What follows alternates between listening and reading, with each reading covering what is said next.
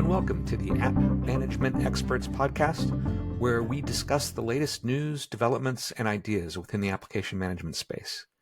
Often inviting industry experts to join the discussion, this podcast is for digital workplace managers, application managers, IT professionals, or anyone with a focus on applications in the enterprise. I'm your host, Bob Kelly, and in my career, I've amassed decades of experience in application and desktop management and have spoken to over 100 enterprise customers about their related challenges. I'll lean on that experience in these sessions to foster an interesting discussion. Thanks for joining, and now on to today's episode. Today we begin a multi-part series on application owner programs. Across these episodes, I'll explore the scope and objectives of such programs, the types of application owners and roles involved, best practices for building a successful application owner program, common problems and mistakes enterprises face, and of course, some practical tips and advice along the way. In this first part, I'll address a number of frequently asked questions that we receive regarding the scope and objectives of a successful application owner program.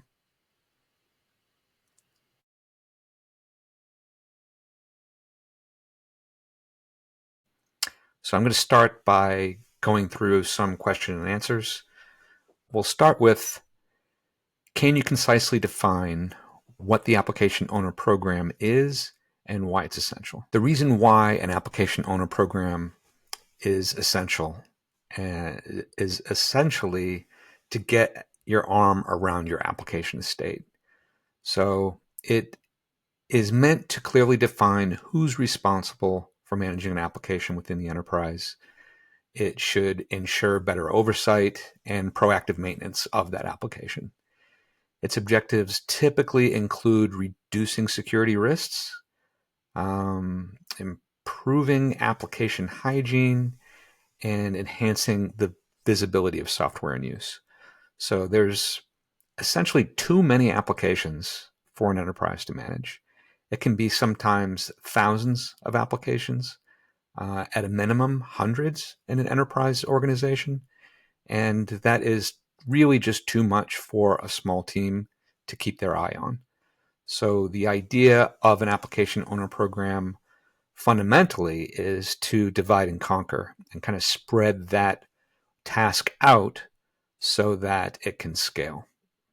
So with so many applications requiring constant updates, there's new versions coming out all the time. There's vulnerabilities coming out all the time. It could just be cool new features that the application owner wants or the users of that application care about. But essentially, security scans are typically the way that organizations react to the need for application updates. And they might find out that it's end of life, or they might find out there's a vulnerability, or they might find out that they've got really old versions in their environment, and then they struggle to get them updated. But with an effective application owner program, you could have a human keeping an eye on that application from time to time and providing, informed guidance on what to do.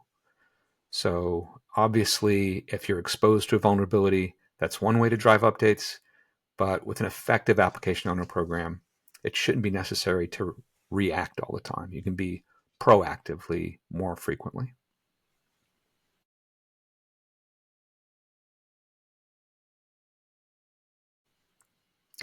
Another question here. What primary business challenges does an application owner program help solve? So again, it really comes down to security risk with proactive update recommendations.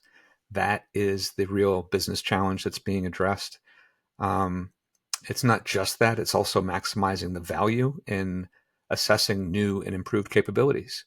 When an organization is constantly struggling to keep their application portfolio up to date, it can be really a reactive thing driven completely by security.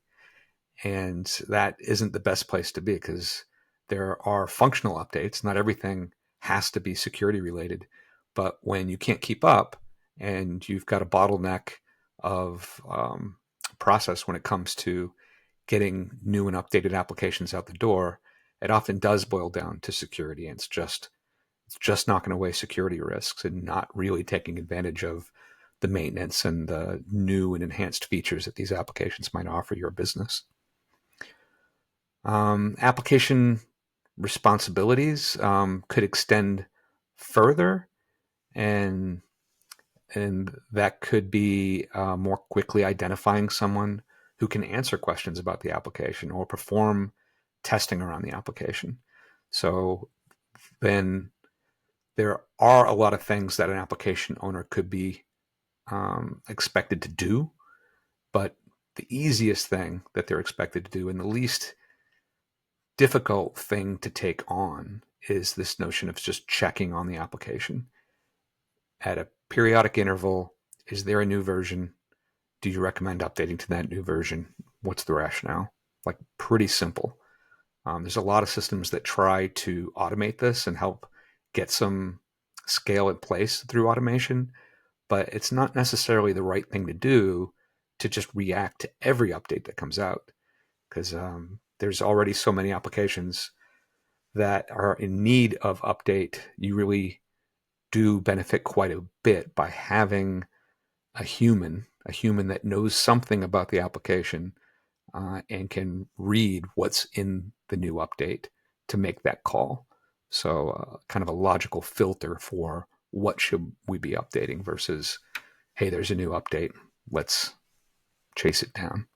Updating everything is just too much because there's things that have to be done for each update, including testing and deployment rollouts, and there's some risk of disrupting the environment during an update. You don't want to just go through the hassle and associated risk of updating every application without good reason.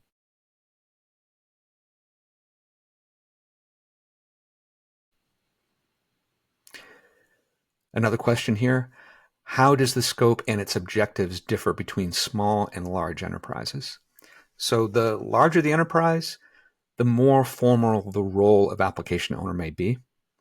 For smaller enterprises, the focus could just be getting your arms around the applications and understanding your application estate, what needs attention, trying to get a better handle on things. But for a larger enterprise, the need extends to that around rationalization. Do we need this application? Do we really need 8 browsers and a dozen PDF readers? Probably not, but unless there is somebody to stand up and say, question it and rationalize it, then this is what ends up happening. And a lot of enterprises do have a lot of duplication through preferences of the different application users throughout the environment, to just organically happened over time. But I have talked to a lot of enterprises about these challenges, and one had a very good story to tell around getting their application portfolio down from about 12,000 applications to around 2,000 applications.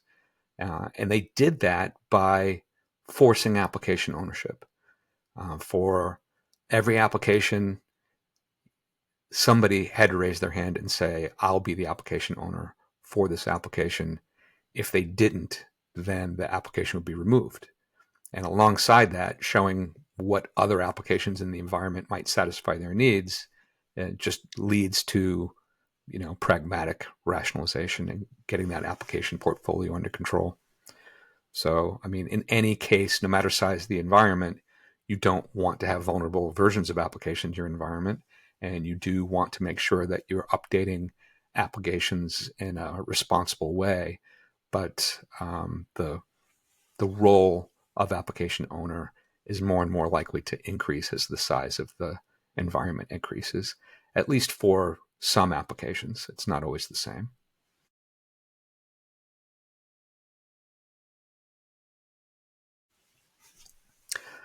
Another question here is, what stakeholders should be involved in defining the program's objectives? So this is a good one. I would say that it is operations, essentially. While it's clearly an operational necessity to keep applications up to date and avoid security issues, it's a security drive to ensure that the vulnerabilities are addressed. So what typically happens is the operations team are fielding requests from end users, from application owners, and security. And security are getting the priority in terms of what applications need to be updated at high priority.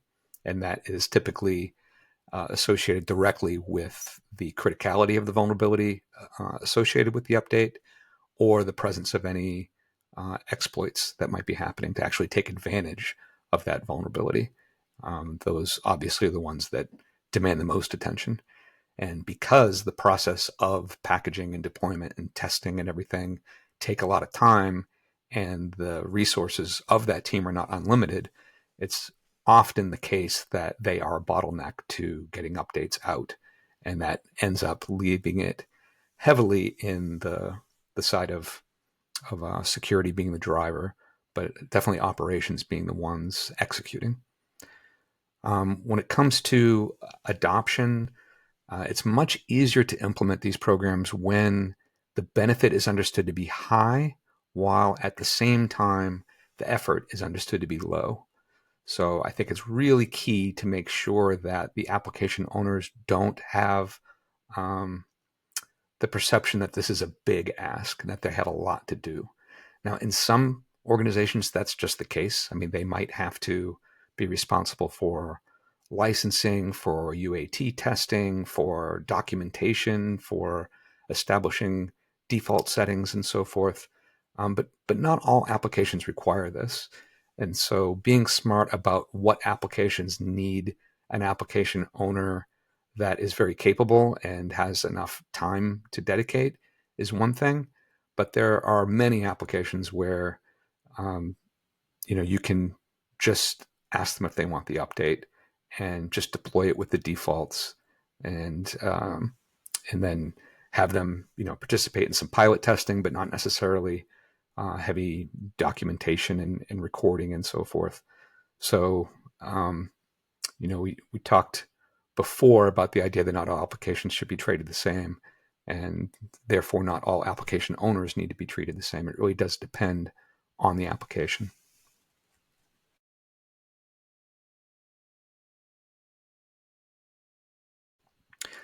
Another question is, how do we measure the success or impact of an application owner program?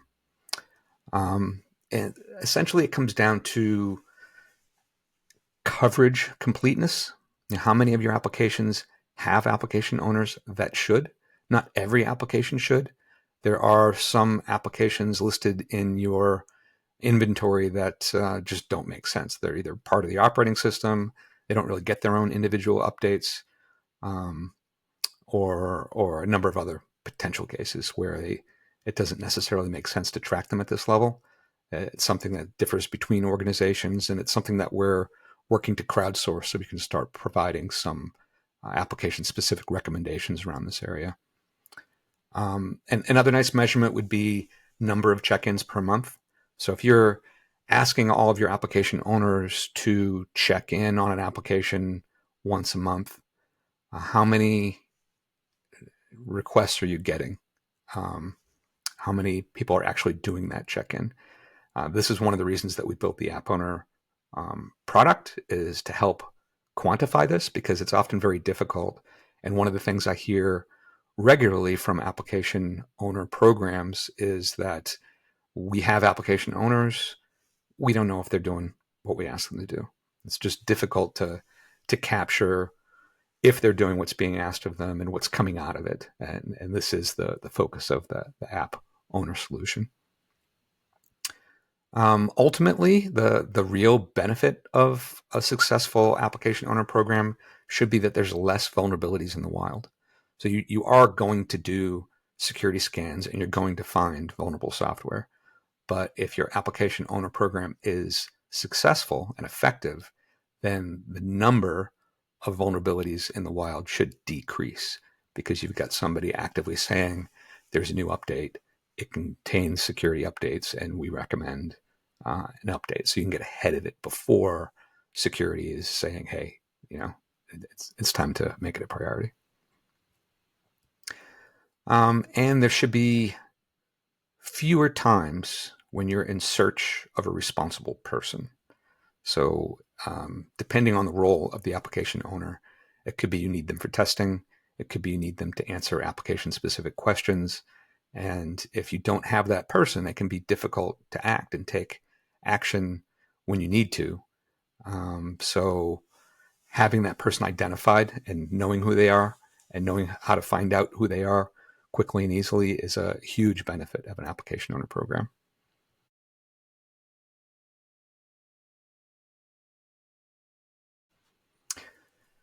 Next question here. What are some early indicators that an organization needs a formalized application owner program? So how many upgrade recommendations are coming proactively from application owners versus being reactive from security findings? So I mentioned that one already, but I often hear that application owners are assigned, but there's just no governance around what they're doing. So if nobody knows what's expected of them, or they don't feel responsible for it or accountable for it, and if there is no visibility, then it's going to be really difficult to succeed. And so formalizing this with a project, with a process, with a workflow, with something like what we've built in App Owner can really help to formalize it and get some visibility around the whole program and therefore drive success. This is fundamentally what drove me to pursue building the application owner product. You can now see how many applications are covered, how many check-ins are happening, and at a high level, what are my application owners telling me? Those are all the obvious key things once you get it all in place. It's just to put that on autopilot and take a look at the resulting graphs and charts to follow success.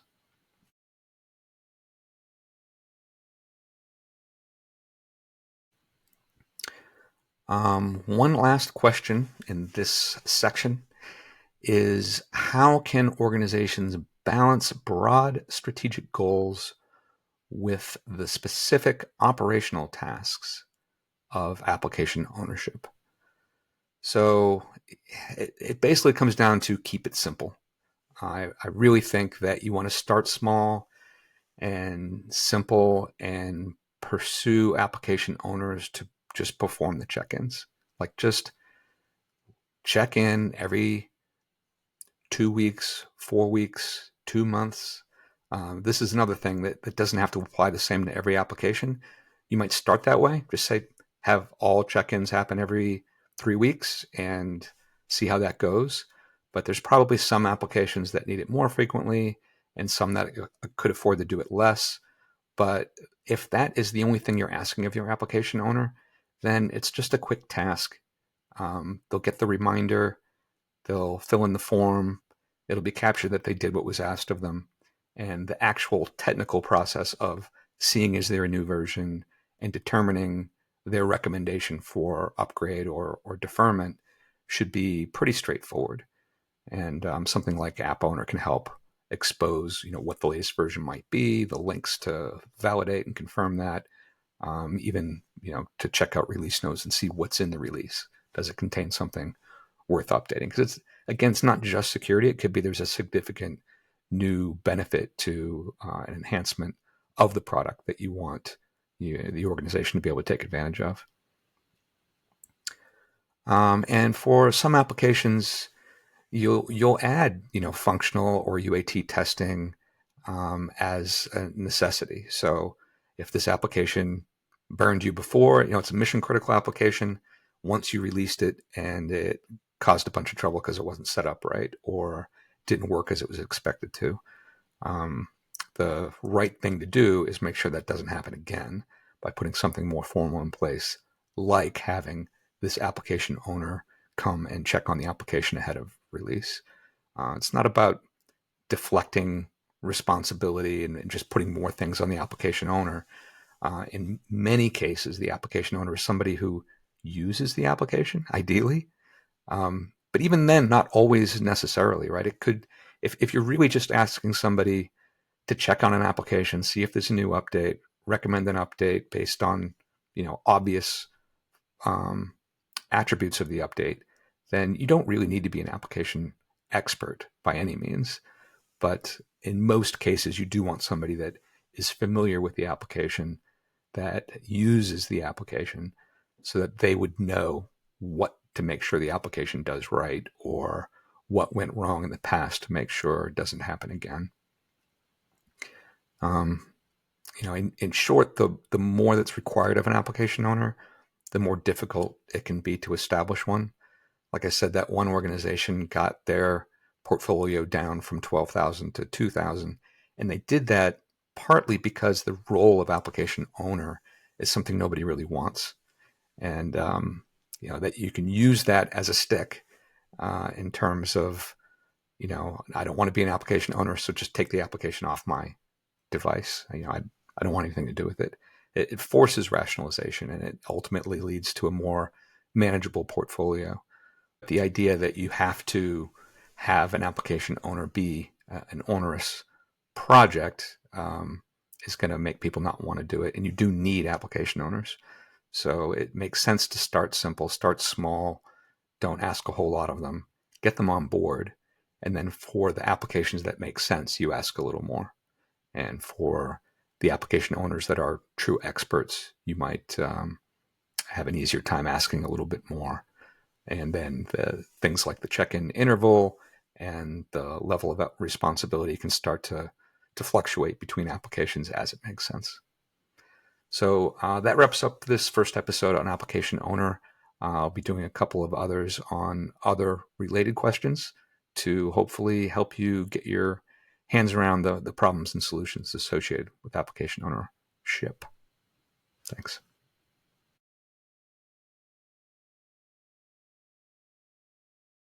Thank you for listening to this latest episode of the App Management Experts podcast. To hear more, subscribe on YouTube, Spotify, or at Juriba.com. I also encourage you to follow Juriba on LinkedIn to keep up with other recordings and articles we're publishing. See you next time.